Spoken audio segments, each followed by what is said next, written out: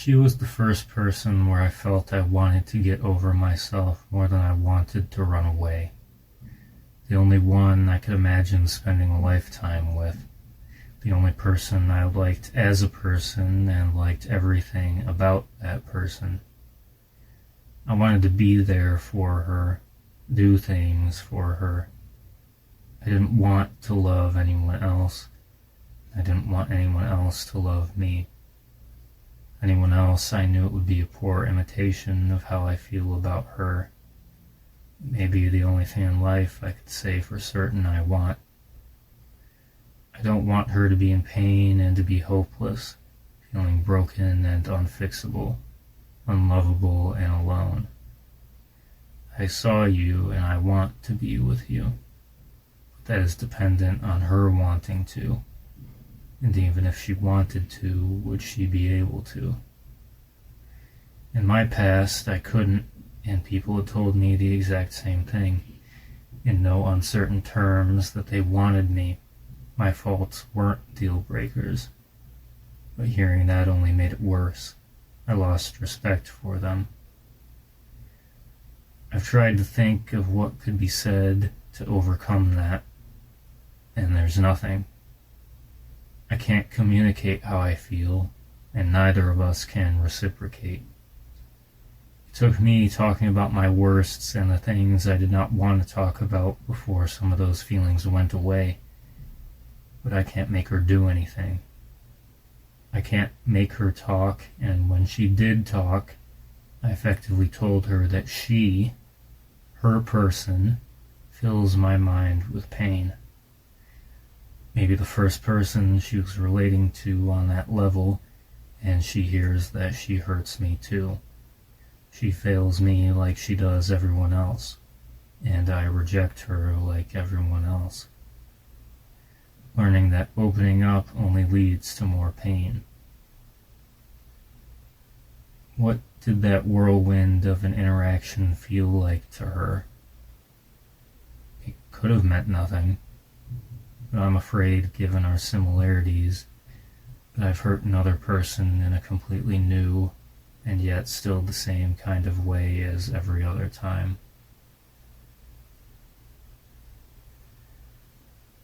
After all the avoidance and emotional unavailability, why would I continue the cycle? Why would I hurt more people? There have been opportunities to change and I haven't. There is knowledge of how I react to intimacy, and I repeat the same thing in different ways. It would be better if I was consistently hurtful, but the intermittent nature of my fearful self-destruction makes it so much worse for the other person.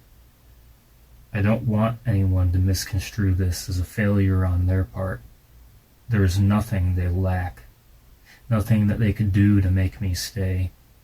It's all about myself. And I need to torch and run and ruin. Affection doesn't make sense, but I understand pain.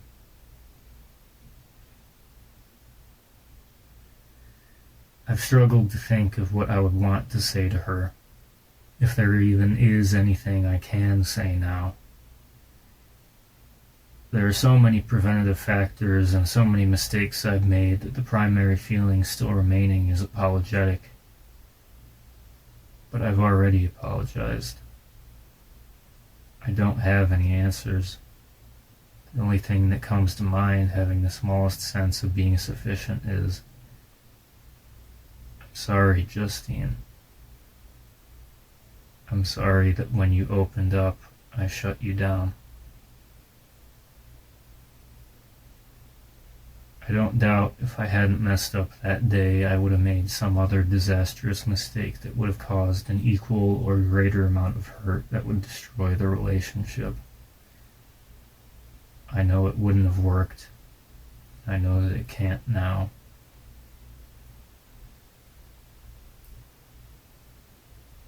Giving her up, it felt like end. It felt like death. A world of after and away, post everything, empty.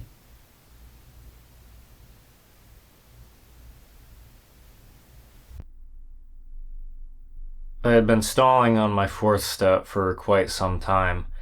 In my mind, I had no issues with writing about past events and resentments. The fear that other people talked about in regards to writing was something I didn't understand. And then I came to realize my avoidance of writing wasn't entirely out of procrastination. Every time after I wrote, I would be spun out on whatever emotion the past events brought out of me. I would write about my relationship with Sarah and go into self-hatred. Writing about Justine would bring out a manic sadness. Writing about my family would shut me down and emotionally revert me back into a 13-year-old. And writing about myself would cause me to avoid everyone and everything. It isn't uncommon for people to get stuck on their fourth step for a long time, and eventually I did get it done. Alex and I had been going through my fourth past few weeks. 13 pages of resentments I front-loaded with family, giving me more time to avoid talking about the thing.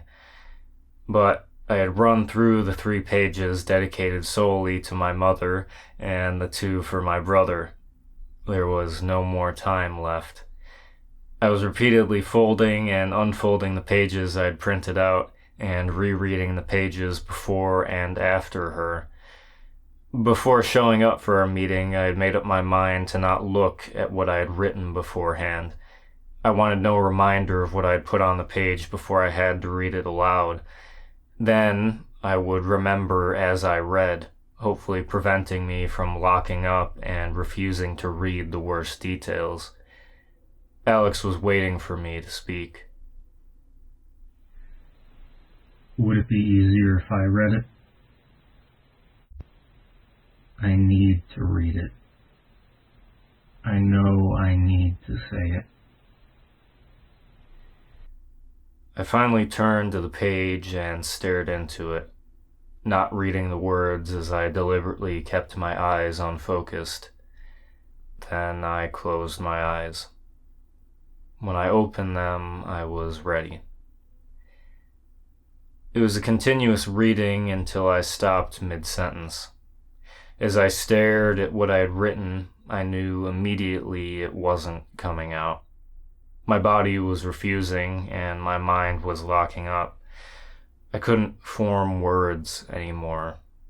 All I could say was, I can't read that. That's fine.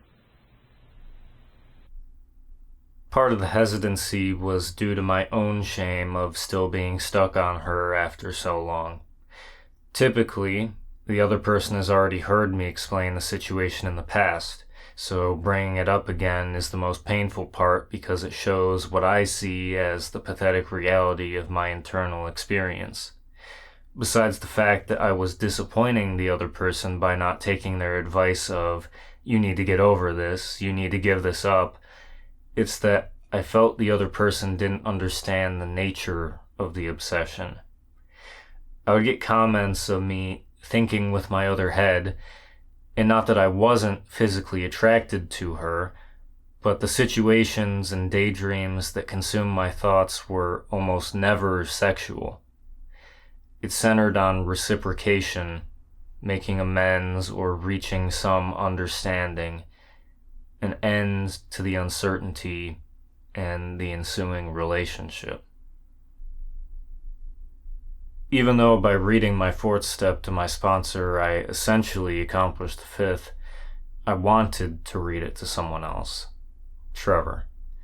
Specifically because he wasn't in program and he wasn't someone I could shut out of my life afterwards if I felt too much shame. I wanted consequences. He agreed to hear my reading and we went into the living room. I thought about how we hadn't had one of these multi-hour conversations in a while.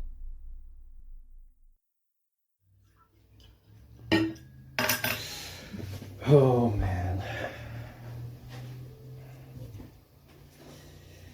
All right. So, this is my fourth and fifth step. Step 4 is made a searching and fearless moral inventory. And step 5 is admitted to ourselves, to God, and to another person the exact nature of our wrongs. So one of these columns is going to be for a person. This is a resentment list, basically. Second column is going to be what happened, and the third column is going to be what it affects in me and my role in it.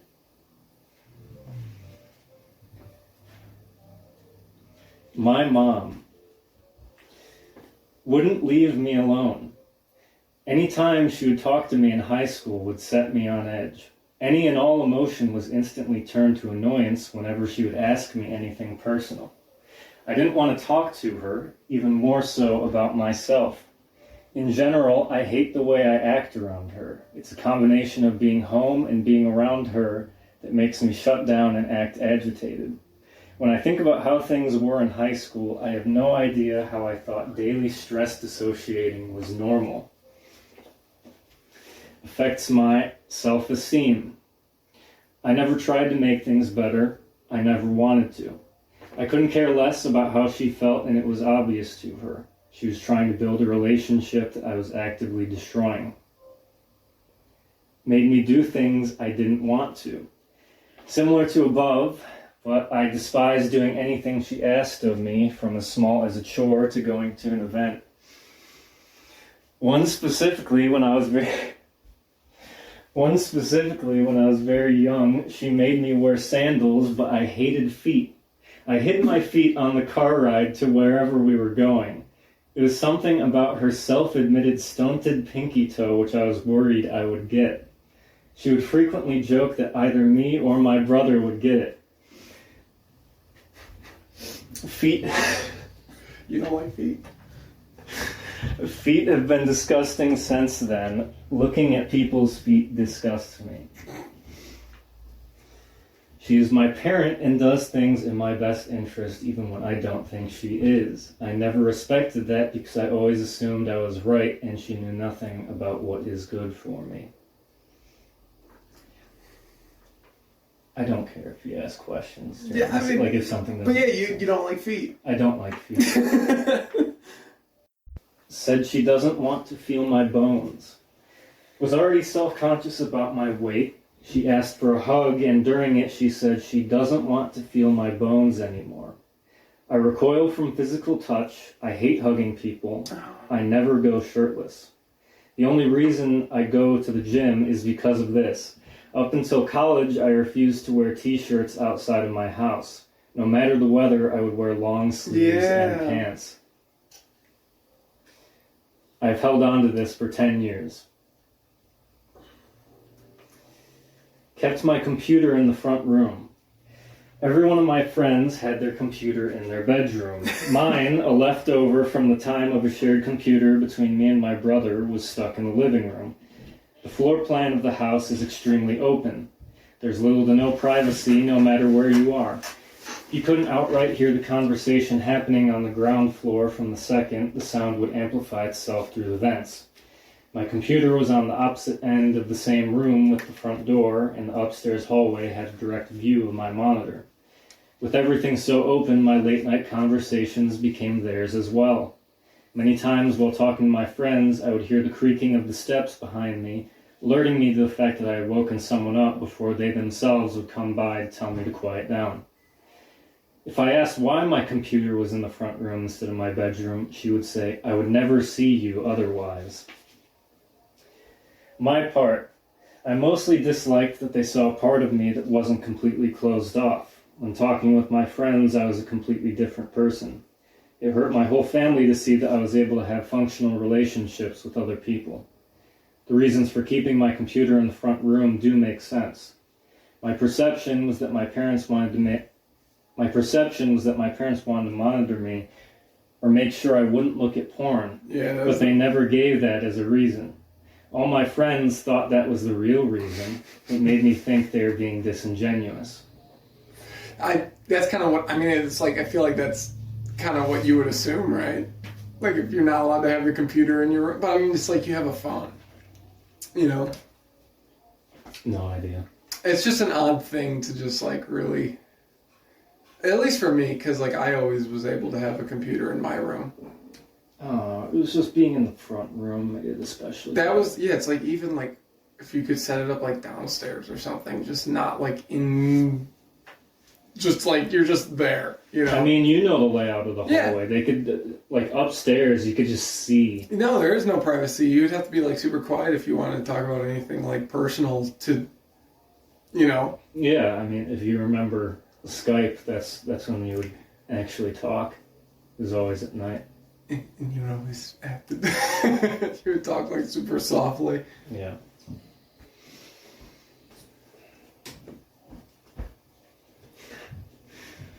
Eighth grade birthday party. Mom threw a surprise party for me. My friends appeared in the front window and I had to hurriedly close out of everything that I was doing and shut down my computer. There was nothing in particular I was trying to prevent them from seeing. For the longest time, I just had a paranoia of anyone using my computer. I was, and still am to some degree, embarrassed by the things that I like. Something as simple as the music I like, I wouldn't tell people out of the fear they wouldn't like it. If someone did find out, their opinion on the matter would be the only thing I could think of from then on.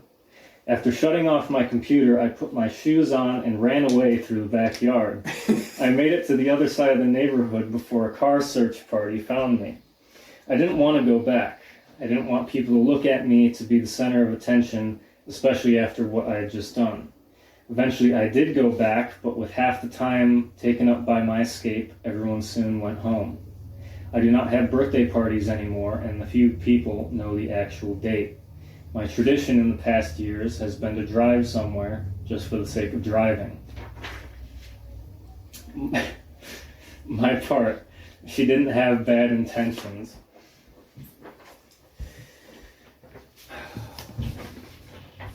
Graduation party.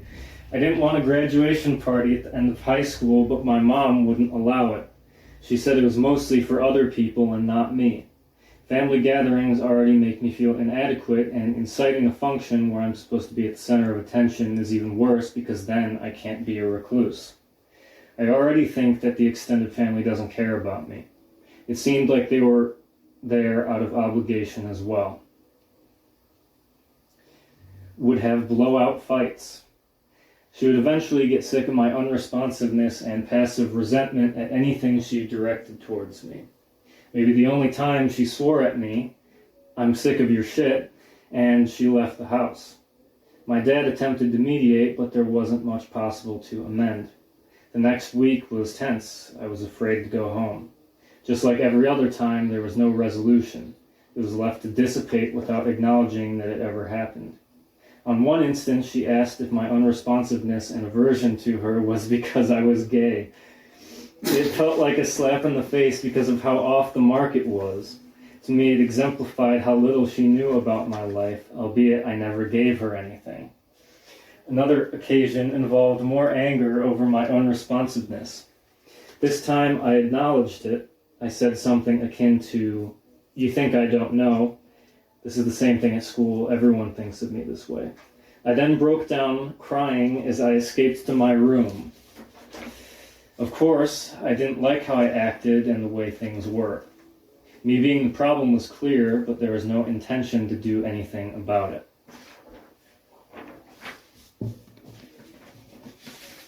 That's at least on with Mom. Okay. Oh, man.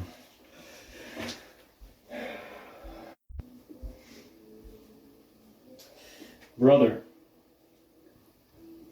would make fun of me. Grew more annoyed with me when I was in middle school. The specific instance I remember is at the dinner table. He started to mock anything that I said, so I stopped talking, and that never stopped.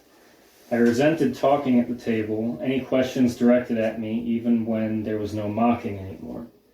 He was never affected and continued on normally. He acted like a normal person while I would lock up and dissociate.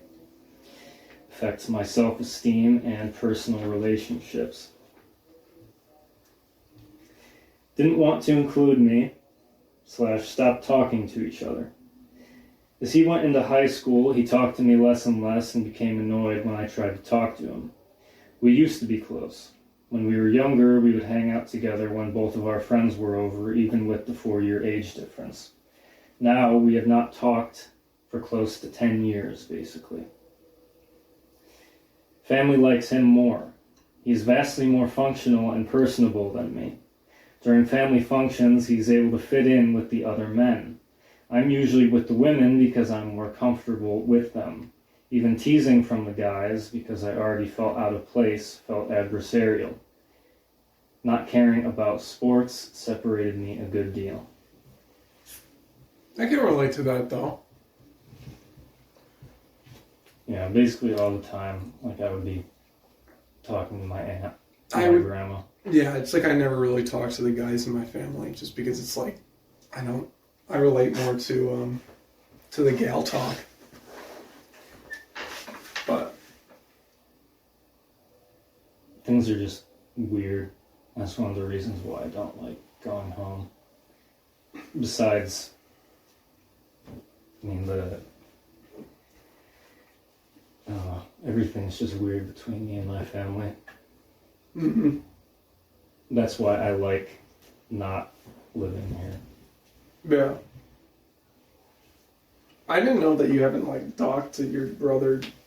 In like having an actual conversation, basically. Yeah, not just like, hey. Yeah. Yeah. Like it legitimately has not been since like 8th grade. But it is also weird how he hasn't also tried to like extend the, you know.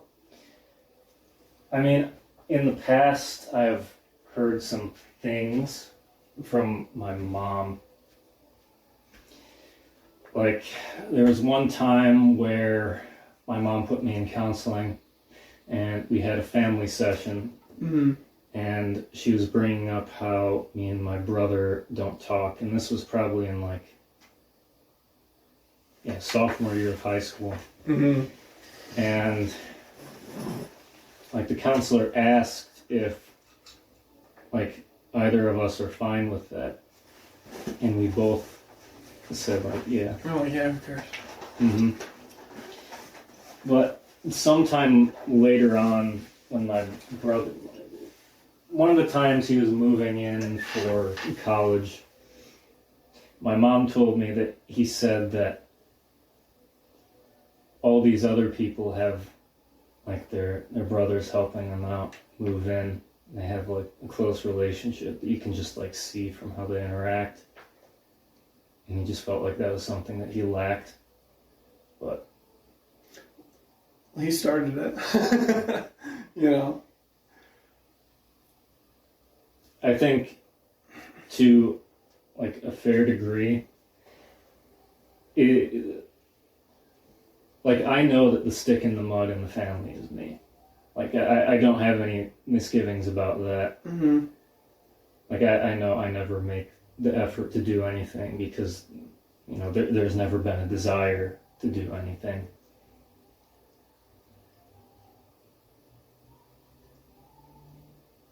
This next one is going to be the worst. Person or just bullet point for Daniel? No.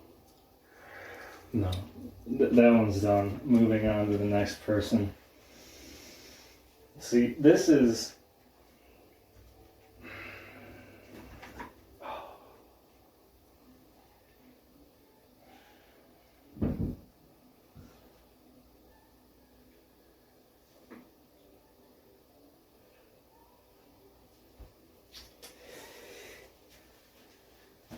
Again, feel free to ask anything, but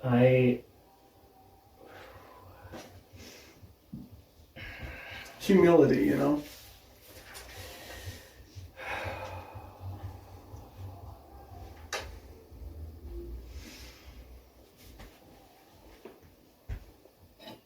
let's just get it over with.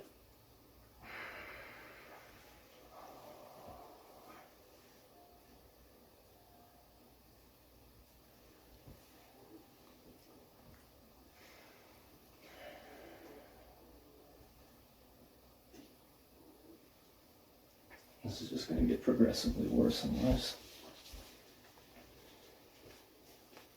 J or M?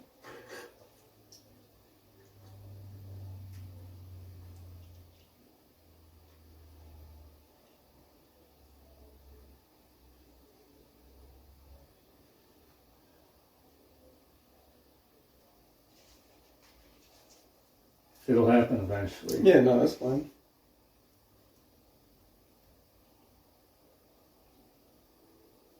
Okay. Jay. Justine.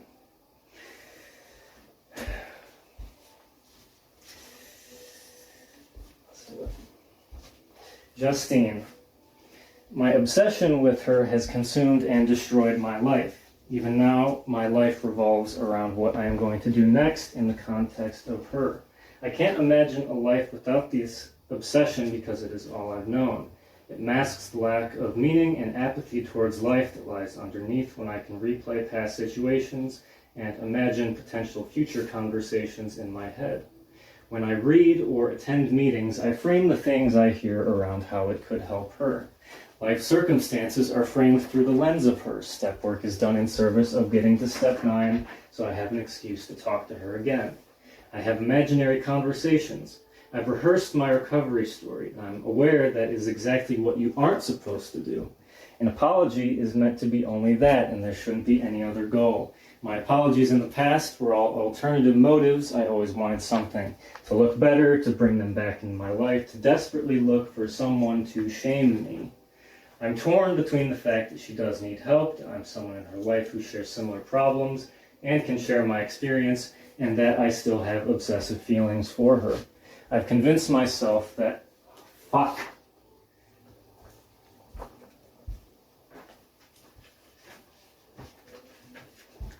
I need to, You're okay. I need to,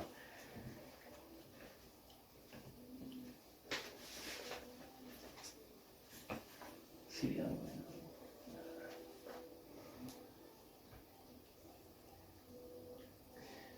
I'm torn between the fact that she does need help, that I'm someone in her life who shares similar problems and can share my experience, and that I still have obsessive feelings for her. I've convinced myself that I love her, and I'm completely comfortable with that thought now. That was the most agonizing thing to say out loud. It wasn't romantic. These two feelings were distinct. The shame came from the fact that I knew how delusional it sounded, and while this was self-admitted, within I thought there was some truth. Never had I felt for or cared about another person as a person to this degree. To anyone not me, there was nothing of substance here, and the excess of importance I put on her was insane given the dearth of our interactions. After having nothing for so long, I needed something that justified continuing to live. It didn't matter what it was or who. The quality didn't matter as long as it kept me afloat and made me feel that it was real. But I was admitting that what my life orbited around, what I derived my self-worth from, and where I found my meaning was in my obsession with her. I've convinced myself that I love her, and I'm completely comfortable with that thought now. I don't think the obsession is as destructive as it was before. Then my thinking of her was framed through how it affected me. It was a method of beating myself in self-hatred. She was just another whip to crack. My bad feelings were never because of how I made her feel, it was because of how it made me look. And that did change after the last time we met. I do care about how she feels, that life is an endless hopelessness that I too know. But I know that even if I have good intentions on the surface, it hides the truth. Besides the fact that I like her, having this in my life covers my own meaninglessness. I place her before God. I listened to a sermon where the question was asked, what is the thing you want most? My answer was instant, I want her to get better. And what if God said no? Honestly, thinking about that caused everything to stop. Maybe eventually I could get over it, but how long would that take? Everything revolves around her. It can't be replaced in a day. I don't know if I would be resentful, but I definitely would not understand why me and not her. Why did God choose me when I waste my blessings? Why couldn't he give the same thing to someone else? Where is this? affects my fear of rejection, inadequacy, sense of self, sense of control, self-esteem.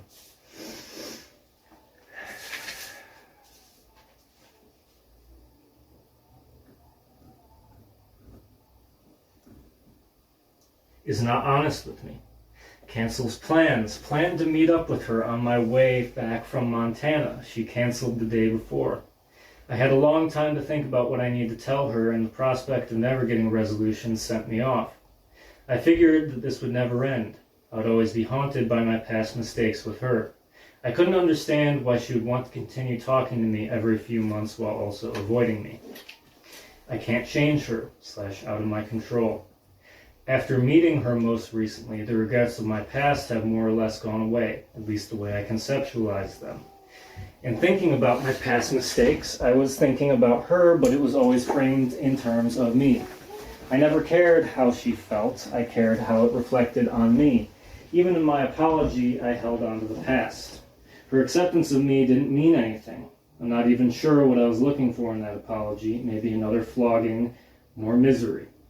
Now I'm concerned with her well-being because of how much it resembles my state 1 year ago. And then that turns into inadequacy because I can't do anything to help her. I can only share my experience, but the fact that it's out of my hands upsets me greatly. I somehow get preoccupied with my inadequacy rather than her.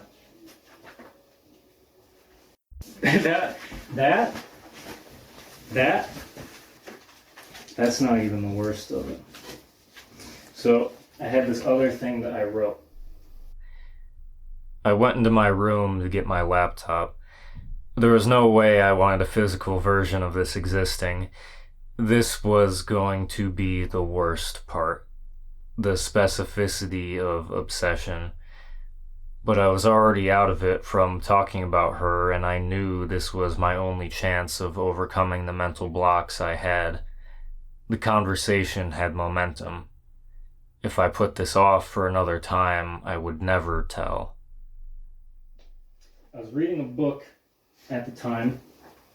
It's called Facing Love Addiction, and they had these worksheets at the end. And it says, describe how you have experienced each of these symptoms of love addiction as listed below, and the harmful consequences of each instance described. Do this exercise for each person to whom you have been addicted. So column 1 is a disproportionate amount of time, attention, and value above myself. 2 is expectation of unconditional positive regard at all time. And 3, self-care activities I neglected because of my focus in our co-addicted relationship. Column 1 is going to be time spent obsessing about this person. Column 2 is how I made this person my higher power. And each of these has another column for harmful consequences.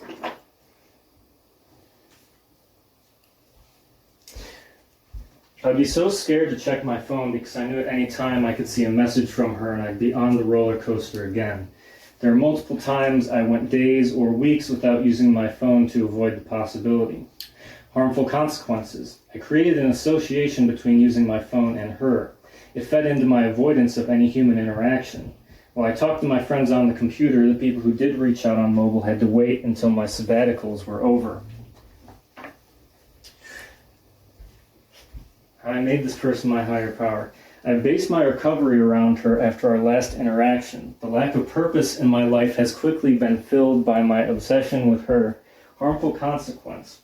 Recovery only works when you're doing it for yourself. The kind of foundation I have is fickle. Many times when I read or go to a meeting, I'm making associations to her rather than myself. I think, if she could hear this. My reluctance to give this up largely has to do with a lack of purpose. In my mind, this small thing is all I have. I know that isn't true, but that is my emotional reality. I'm confused because addicts find our purpose in the 12th step, passing on the message to other addicts. She shares many of my traits, and I know if she needs help, I know I can't fix her because no one can fix me, but the relation to other similar people help break down those walls. Our history complicates things even more. Would she even be receptive of that coming from me?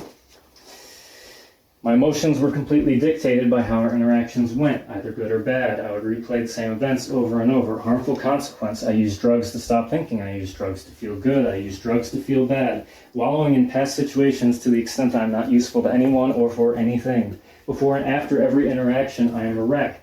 The obsessive thoughts are inescapable for weeks. Thoughts of what set of perfect words could I say dominate my mind. I value her getting better over me. Harmful consequence. I run through potential conversations in my head, trying to simulate every possibility so that this time I won't mess up. It feeds into the impossible expectations I have for myself because I will always forget something. And because of how often I do this, my mind wanders off into daydreaming at any opportune time. Next thing, Snapchat was something I rarely used, but at times I would repeatedly check if she posted a story. Now, if she did, I would never want her to know that I looked, so I would try to make out a picture from the tiny preview. There was one time where I could decipher that she was in a car with a guy, and it instantly sent me into mania. Harmful consequence. I didn't feel ownership or that I deserved her, but it definitely brought to the front of my mind the fact that I was doing all of this obsessing for nothing. How I was going insane and for no reason. Anytime she did post, just seeing that name made me feel awful. I used these situations to exacerbate self-hatred and to feel intense emotions. Next one. I delivered pizzas for a while during COVID. One time when I had to make a delivery in her neighborhood, I had a panic attack. The sight of driving through the entry to the neighborhood brought back intense memories and feelings. I had to sit in my car for a while after completing the delivery to calm down. Next one. I felt an obligation to stay available for contact because of the guilt I felt. Because I left this harmful consequence, because I left this open, I never moved on. The guilt was impossible to hide once we talked again. I hurt her and made her feel like a burden. The impression that she got was that she was the problem, when in reality the obsession was little about her and more about perpetuating my self-hatred. Next one. My natural response to mental downtime is immediately turning my thoughts to her. She has become my default, my base state. Harmful consequence. It's hard to concentrate on things I'm not interested in because this takes over. I can stop listening to someone mid-sentence if I start thinking about her. Next one. Listening to old voice recordings I made or writing about her sends me into extreme obsessive thinking that doesn't end until I fall asleep. Harmful consequence. I know at times this is necessary to remember and process what has happened. Get a clear picture of what I actually felt at the time, good and bad, instead of only the good or only the bad that I currently remember. This has wiped out many days. Next one. Thinking about past events would get a physical reaction out of me. A shudder, wince, embarrassed laugh, shower cry, nausea. Harmful consequence. A clear picture of what effect our interactions and my subsequent ruminations would have on me. Because I didn't talk about her with anyone, my reactions would progressively worsen as I grew increasingly hopeless. Next one. I used to not be able to say her name out loud, and every time I saw her name, it was like the words popped out.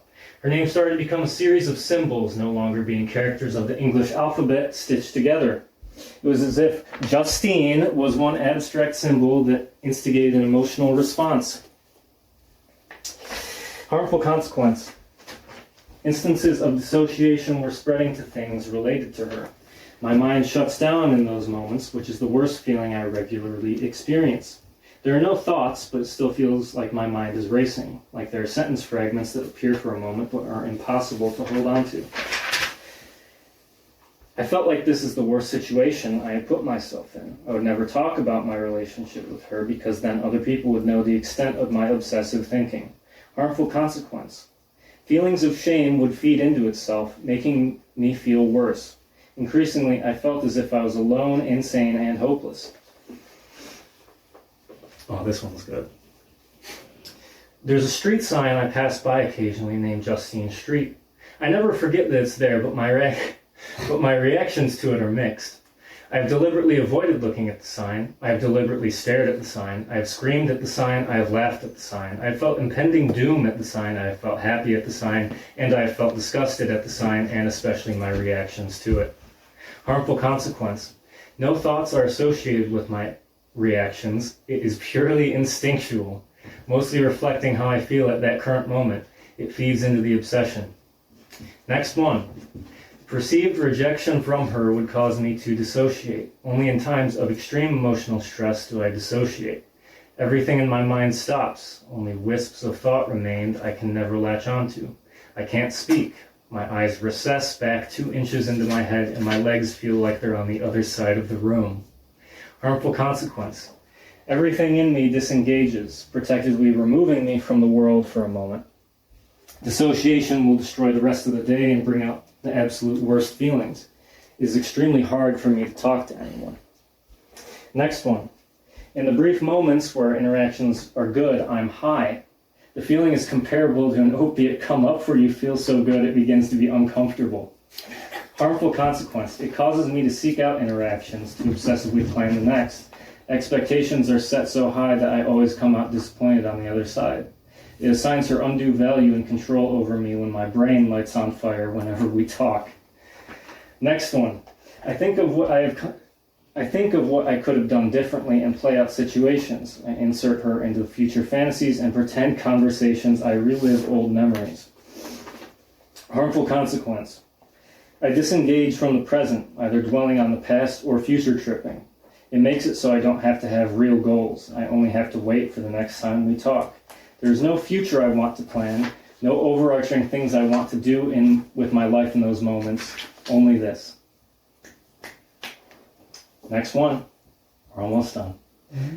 I was listening to I said this earlier, but I was listening to a sermon where the preacher asked, "What do you want most from God?" My answer was instant for her to get better. He followed up with, "And what if God said no? How would you react? Could you accept that?" I froze in place, standing in the middle of the gym. It was hard for me to think about that. I don't doubt that God exists, but I know I would have an impossibly hard time accepting that outcome. Why me? Why not her? Harmful consequence. I can care about someone else's recovery, but not mine. I can see that someone else is unconditionally loved by God, but not me. Having the situation to obsess about allows me to continue to not care about myself. It is not difficult for me to admit that I based my life on her. That's why I'm scared for it to go. I do care about her, especially because she's in a bad place. She does need help, and I know I can't do that, but I still feel that obligation, and I would feel guilty if I didn't try. Last one. I made far reaches of association to her. Everything could remind me of her. Harmful consequence. It can ruin things for me because once I gain the association, it doesn't leave. That thing will always elicit a thought about her. He could not understand why I hadn't blocked her, especially since I outright said it wasn't going to happen. Do you have her number memorized? The fact that I was asked made me ashamed of my own reality, but no, I did not. There are certain things I have too much internal shame to do, even if no one could possibly know that I did those things. Memorizing phone numbers and cyber stalking outside of the Snapchat instances were my two big ones. I'd stopped looking at Snapchat altogether because I knew my motivations for doing so.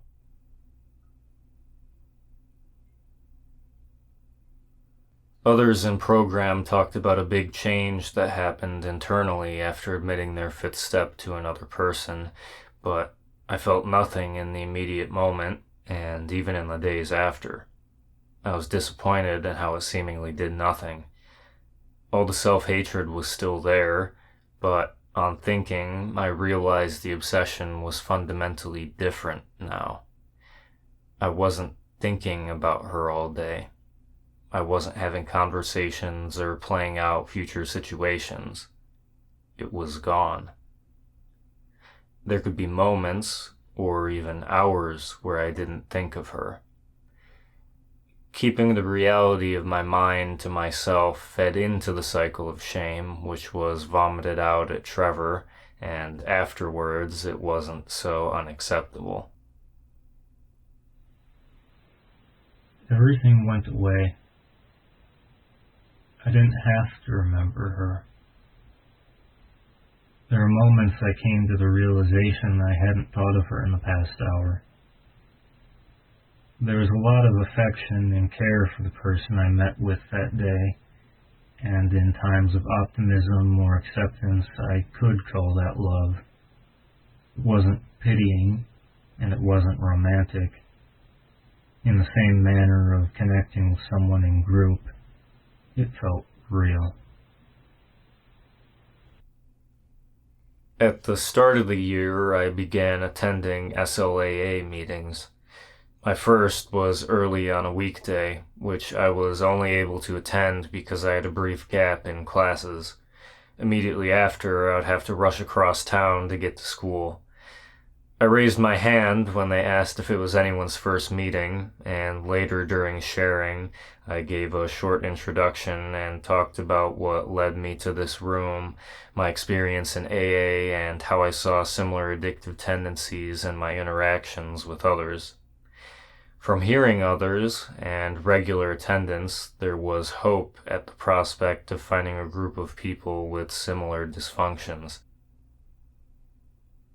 SLAA is 12-step focused and heavily encourages sponsorship. It took a while of me attending meetings and consulting with my AA sponsor before I decided it would be good to have a sponsor for this program as well. In my mind, I had wanted to ask the chair of the first meeting I attended because he was also a younger guy whose shares I was able to relate to. So when he said he was available to be a sponsor during a meeting, afterwards I asked and he accepted. There is a dedicated book for SLAA, but the first assignment he gave me was to reread the AA Big Book. While going through it, I was to scratch out every mention of alcohol or drink with sex and love or acting out, and alcoholic with sex and love addict. His approach to communication was different from Alex. He wanted me to check in with him every day, preferably a call. In a way, the daily calls brought her more to the forefront of my mind because I now had to talk about her every day. One of the first things he wanted me to do was define my own sobriety. People come into program with different addictive tendencies. It's not as clear-cut like substances where using or not using is definite. It's behavioral. It involves emotions and more plausible deniability that you've lapsed on what you define as sober. This is why a definition is important. A way to do this is by specifying outer circle and inner circle behaviors, where inner circle is what actions would break your sobriety, and outer circle are actions that would lead up to or potentially precede an inner circle behavior in a slippery slope way. I didn't want to put no contact on my list of inner circle behaviors. I wasn't willing to give that up. And much of our focus would be on that fact. Given a few months of attending SLAA meetings, I had hit an emotional wall. Coming out of meetings, I would feel worse than when I showed up because I wasn't relating in the way I used to.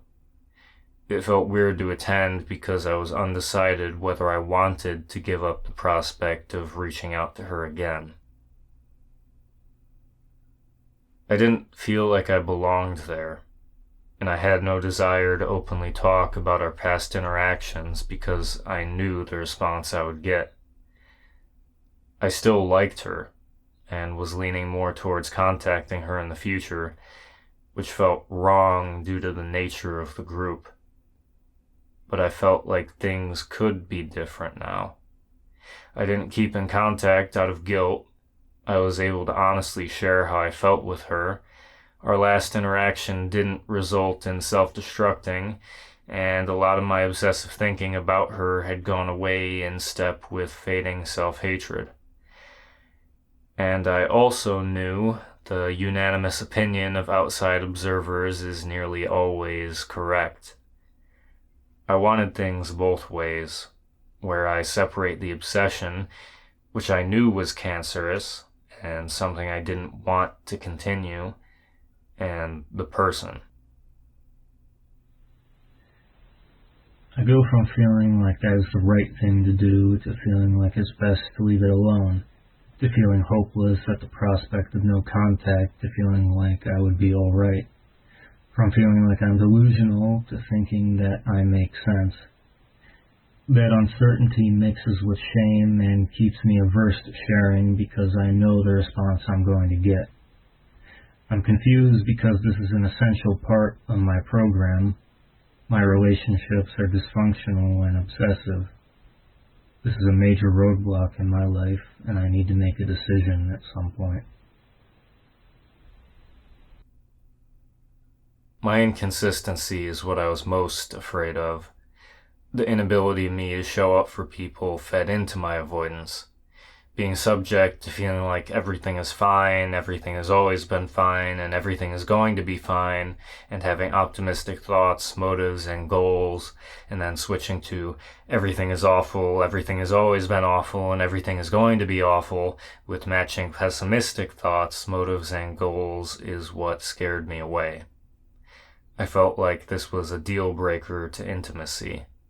That eventually the other person will leave when they realize the horribleness of my inconsistency, when I inevitably can't control my emotions and I hurt them, confirming that I am as awful as I think I am, or that when I feel awful about myself, I'll self-destruct like I have in every relationship, and again hurt the other person, like I'm corrosively uncontrollable.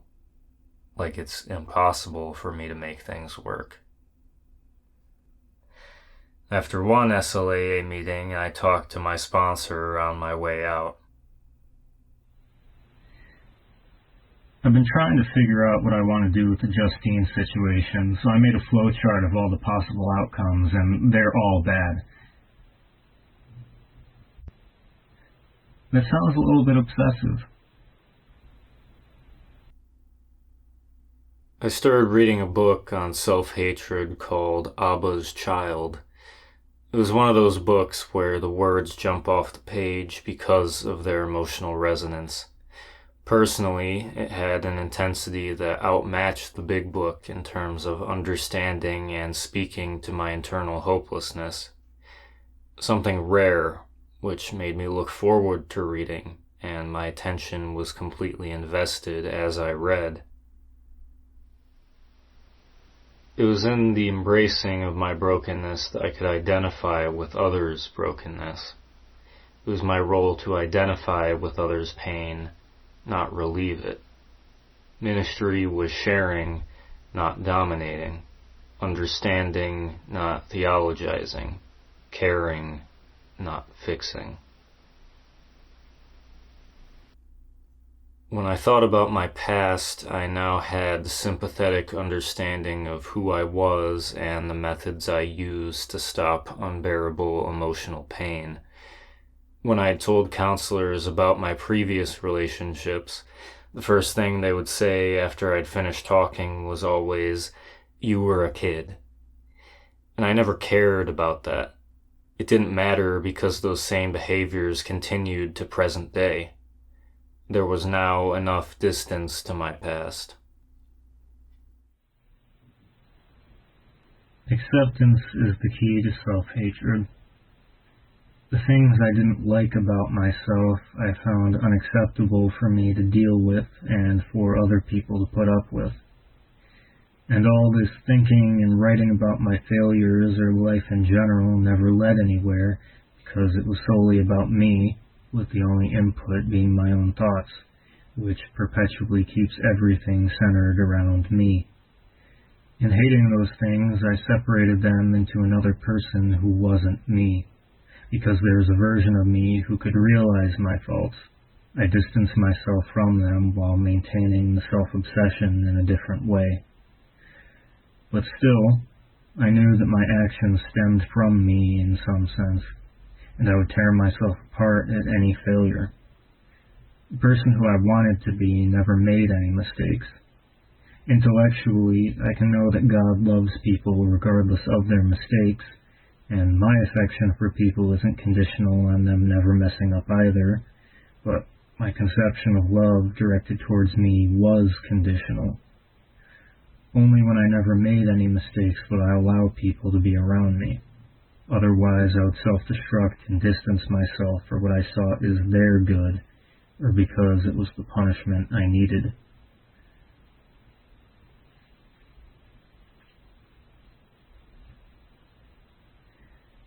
My faults are not good, but they aren't unacceptable. I know that both the good and bad are a part of who I am, just like everyone else. Separating them from me gives me a sense of relief without having to change. I only continue to whip myself. The judgment of my actions is what fuels the self-hatred. I can't say, I have no problems accepting that I'm shit. That does nothing. What matters is emotionally reaching the conclusion that love directed towards me is not dependent on me never making mistakes.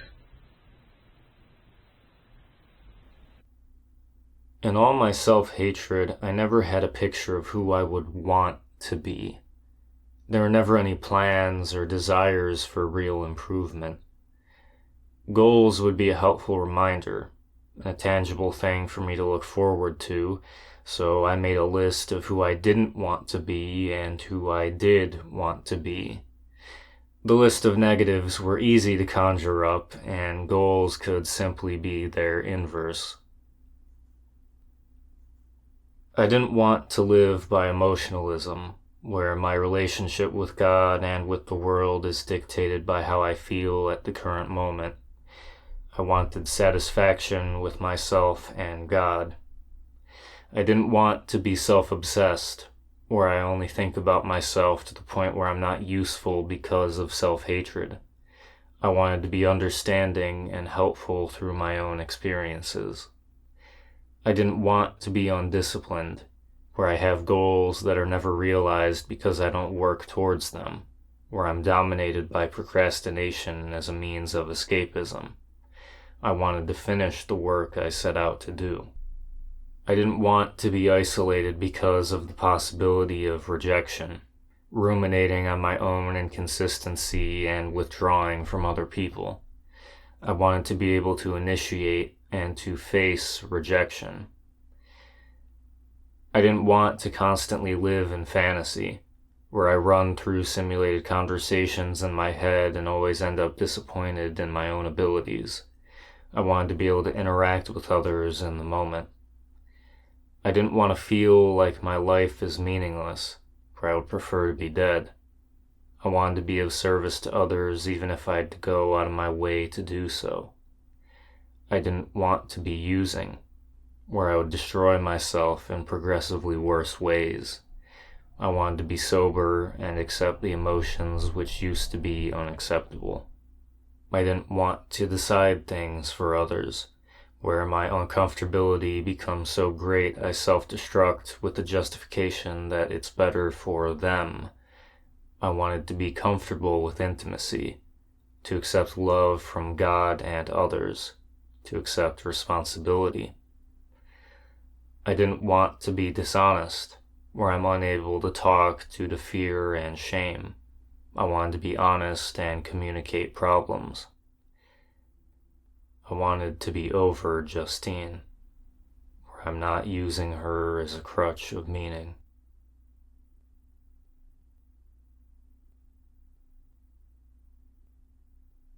Often I find myself in the same hopeless states, having forgotten how I was brought out of it the previous time, forgetting that there even was a previous time instead of continual misery, with this process occurring within any particular week multiple times.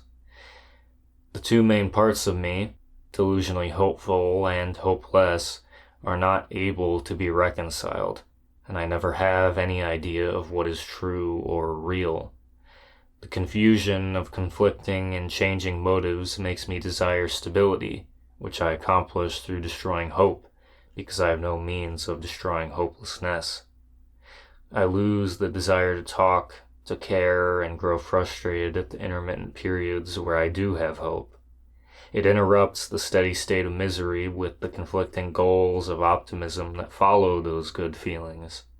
And in many instances, the pain of uncertainty is so much worse than simply feeling awful.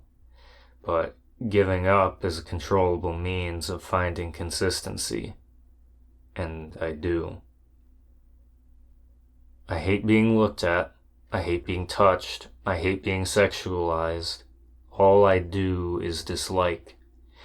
There is no positive expression, literally, and in the sense that there's nothing I put forth of myself. Never saying, I am this, or I like that. It's always, I can't be this, or I hate that, or this is stupid, because it's so much easier to say.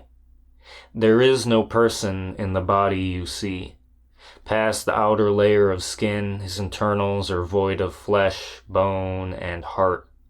It's like there isn't anything there. There is no investment in continuing to live or to improve my condition. It doesn't matter whether I'm alive. It's all nothing, no positive or negative to it. Only silence. And I resent the fact that I'm alive and how I only persist to live out of fear of hell. I resent that there's a God and that he tries to reach me because I hate myself. I can be perfectly aware of what is good and bad, what I ought to do. The issue is not a lack of knowledge. I have no excuse of ignorance. It's solely my decrepit being. I'm not sorry for myself. I have no pity for myself. No one has wronged me into my current state. I don't blame anyone but me. The rage and hatred then leads to resignation that there will never be change. I have never loved. I have never felt love. I don't want anyone to love this. And if someone could, it wouldn't be me. I'm broken. I did it to myself. It is my fault. Another mistake. Just another mistake. Caustic spirit. A severed connection. In those moments, I have no answers. I lose connection with God, with myself, and with others. I start avoiding people and responsibilities, showing up late to everything. I barely speak more than a singular yes or no each day. I get annoyed that people can look at me and turn to the recurrent fantasy of walking around with a paper bag on my head whenever required to be in public. A past face will appear in my mind, or I'll remember a previous conversation, and I'll shudder and swear under my breath for bothering to ask someone, "What is your job?" I think about shooting. I think about my relapse plan of meth and PCP, but there's not even anything there for me now. Program has forever ruined it. And then I see myself irrevocably broken in a state hospital, or someone finding my body weeks after I had decided to kill myself. I see myself on an endless road trip, driving a semi or sleeping in the back of my car as I wander around the Rockies, moving as my inadequacy dictates, as I grow familiar with a place and the familiar feeling of being out of place, and then I move and repeat. I buy into not messaging her for reasons the people who suggest I go no contact would feel a similar disappointment to me reaching out. It arises from the sense of isolation, self-hatred, and brokenness. She doesn't want to hear from me after so long and so many mistakes. I wouldn't even know what to say. Our interactions are stained with apologies and pain. It's never lighthearted. And I'm not good at talking to people. I can't interact with someone on a daily basis. I'm not reliable enough to have responsibilities. Then I realize I'm getting upset over events and thoughts occurring entirely in my head, which leads to more contempt. If these are the same thoughts which have destroyed my past relationships, and I'm preemptively having them this far in advance, and so disconnected from any prospect of a relationship, I only see them intensified in a potential future. Maybe because of my faults and inadequacies, my propensity to run away, I shouldn't be in relationships, romantic or otherwise. I'm not good with people. I'm not meant for people. I want to be told there is something wrong. The feeling I have is so strong, and when I try to explain to others, they disagree and dismiss it, which makes me feel crazier. In my mind, it's so self-evident, it's like telling someone on their deathbed they aren't sick. I don't understand what's being missed, but I'm the sole witness to myself. I live with and can't escape from my thoughts, feelings, actions, and inactions. I direct everything at myself. Only in rare cases does unstable moods, hopelessness, self-hate, and acting out make themselves apparent. I'm looking for something that doesn't exist and that I will never find. I want it to stop. I want a fix that lasts, not something that fades within 10 minutes of walking out a door as the same thoughts and obsessions start again.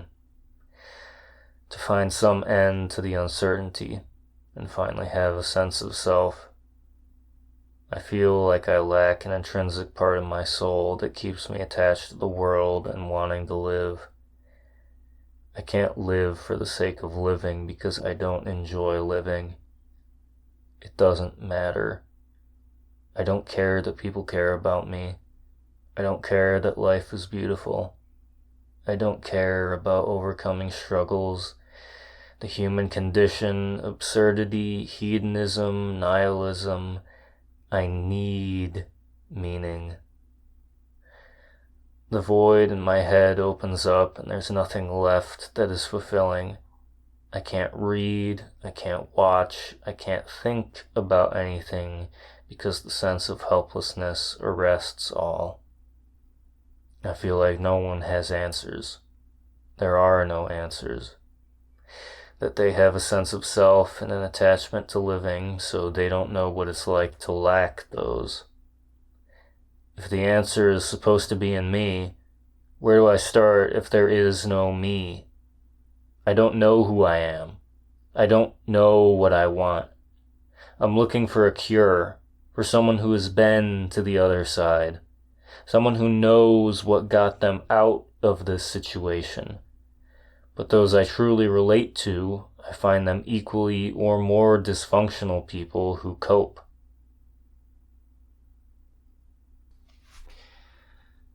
I think about everything that has happened and all the chances I've had to change. The intensity and quantity of experiences that, at the end of the day, have landed me in the exact same place, when so many others given those opportunities would have changed. Do I need to reignite the inescapable romantic obsession that can be spurred by any amount of validation? Do I need to drug myself to an encounter with death to give me a few months of feeling alive? What is one more near-death experience going to do? What is one more share at a meeting going to do? What is someone who can relate going to do that has not already been done? I've seen life-changing experience already, and yet I'll feel the same as I take the train the following morning.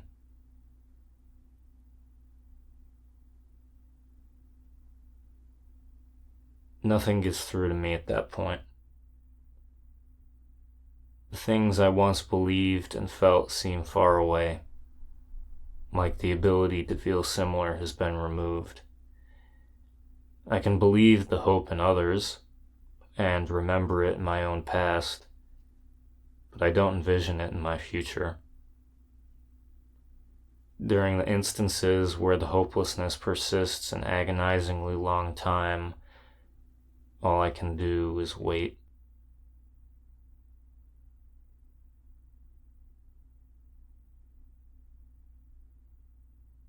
Most mornings I read something and then move to the small rug in front of my bedroom door to pray.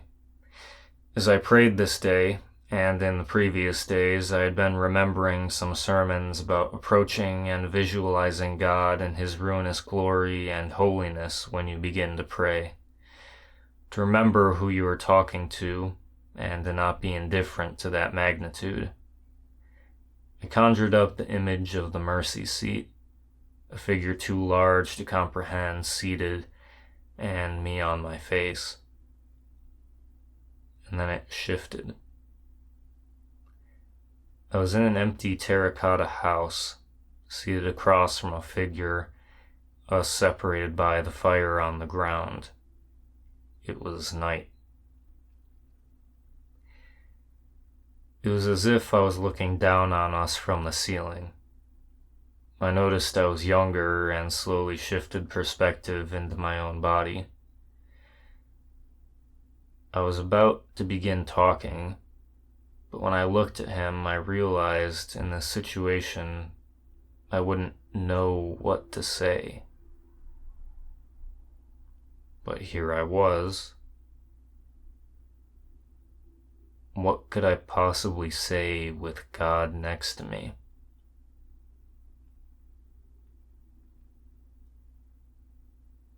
I don't know what to say. He waited for me.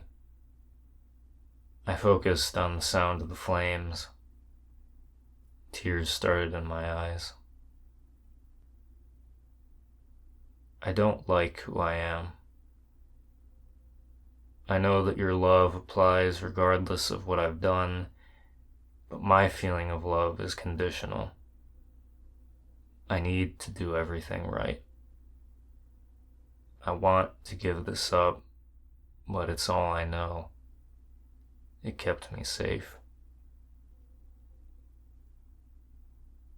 My child.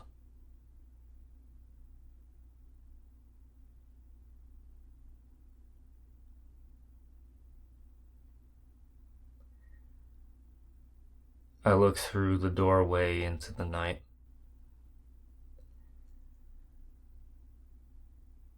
I know I can't stay here. I have to go back out. But please keep me here, where I'm aware of you. I'm grateful for what has been done. Continue to work on me, to break me, because there is something here. Please stay with me. I know you won't leave, but please stay with me. I started the Serenity Prayer and he joined. God, grant me the serenity to accept the things I cannot change, the courage to change the things I can, and the wisdom to know the difference. I closed my eyes and focused on my breathing. When I opened my eyes again, I was back, on my face and in my room.